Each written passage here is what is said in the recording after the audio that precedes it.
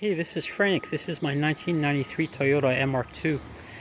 This car started life with a 5S-FE, a 2.2 liter naturally aspirated engine.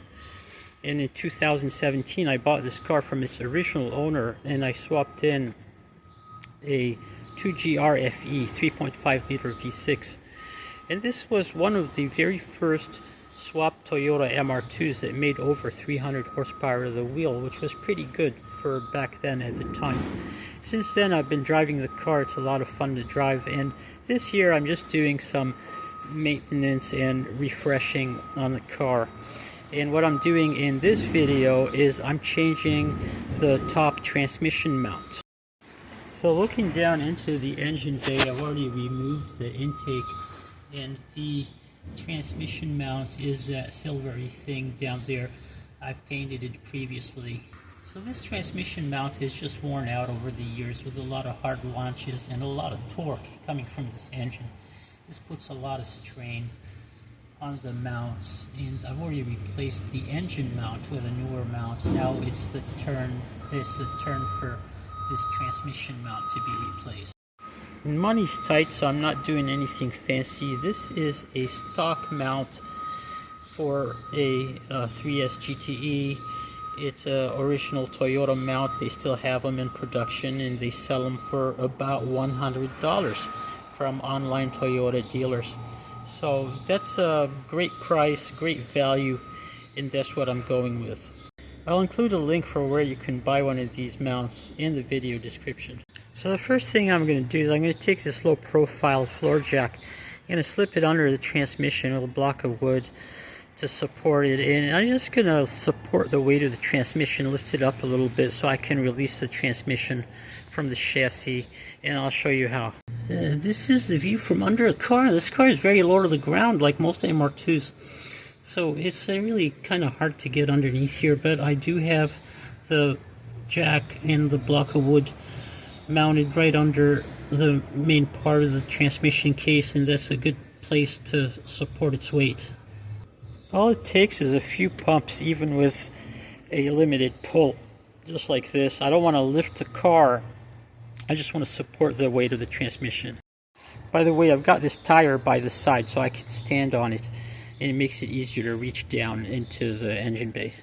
So by lifting up the transmission or supporting its weight, I'm able to unfasten this long through bolt that you see coming out right there. That goes right through the transmission mount, comes out the other side, and has a nut attached that I loosened previously, obviously. And then this bolt, this long bolt, can just come out. And this is what the bolt looks like with the nut on the end. It's 17 millimeters for the head of the bolts. And this is what it looks like going through the transmission mount. Now looking at this transmission mount, you can see it has a pretty interesting mounting system. It has two bolts that come up from underneath and go into these welded nuts. Then it has one bolt that goes straight down here, and let's look at them on the car. So looking down here, you see where those two welded nuts are, sort of. Okay, you can see them right there. We're going to reach them from underneath. And the straight down bolt is right there. We're going to reach it from up here. We don't actually have to go down under the car to reach those two bolts. We can get to them in that open space there, just reaching down from up here. These are the three bolts that I've removed. They all have 14 millimeter heads, and they're 10 millimeter by 1.25 millimeter bolts. And they're kind of mix and match in the length, but it doesn't really matter. And here's my old mount. It just slips right out. Previously I had tried to fill this with some rubber and that I poured in, and that held up for a while. But it's now time for a brand new mount to go in. So I have the new mount in where it's supposed to go. And what's very important now is I want to start threading in all of the bolts before I tighten any of them. Before tightening any of the bolts, I'm going to just start threading them in one by one, getting them in threaded loosely, and then after they're all threaded in, then I'll begin tightening. This is a view of the two bolts that go up into the mount through the flange that is mounted on the transmission itself. And to get these in, I had to resort to jacking the car up and using this post jack. And then I also loosened up these bolts for the rear mount so I can move the transmission up just a little bit so that I can line up the holes for the bolts and get them started. Now, this is not really something that you could do at home. I don't know how you would do this if you were at home. So I found really quickly that getting a new mount back in was not as easy as I thought I was going to be. In here I've set it back down, and you can see how much lift I had to provide with these rear mount bolts. This is how much I had to allow extra motion for the transmission to move up so it could match up into its bolts. So fortunately the holes for the two upward bolts are slotted, so you can fit them in loosely, thread them in loosely, and then you can shift the mount around so that you can start this downward facing bolt. And now the transmission, now the mount is threaded into the transmission, and now comes the challenge of passing the through bolt through the insulator.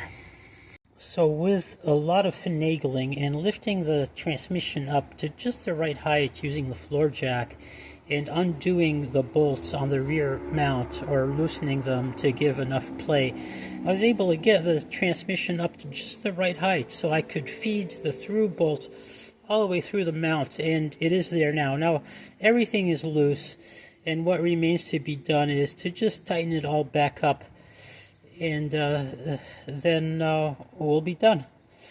So this turned out to be a lot more work than I anticipated. I sort of anticipated there might be a little bit of a struggle, but this really put up some big resistance against going in. So here I'm running it a little bit, and you know, you can't really see anything. It's pretty stable. There's no vibration or shaking. I think the only difference that this motor mount, this transmission mount, made that I could really feel was right on start. On crank, it used to be just kind of a tiniest little clunk that it would make, I think, from the motor mount shifting a little bit. I mean the transmission mount that I just replaced. But with this new transmission mount, that clunk on startup is gone. And this is my home-brewed MAF tube with the velocity stack.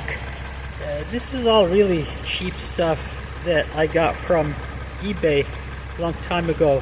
A 6-inch velocity stack, 3-inch MAF tube.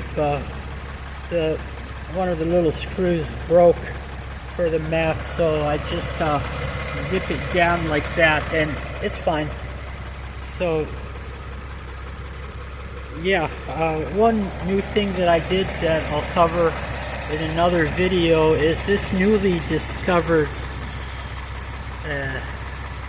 plenum from a, what is it from? A 450H hybrid. I think that's what it came from. And the guys at TCS seem to think that this produces a few extra horsepower, so I went ahead and grabbed one from a salvage yard. And maybe I'll cover that in more detail if I can do some tests on the dyno with it. I don't know if I'll have time for that. But anyway, this is it. Thank you for watching this video. Hope this helps you with whatever it is you're doing. And I'll catch you next time.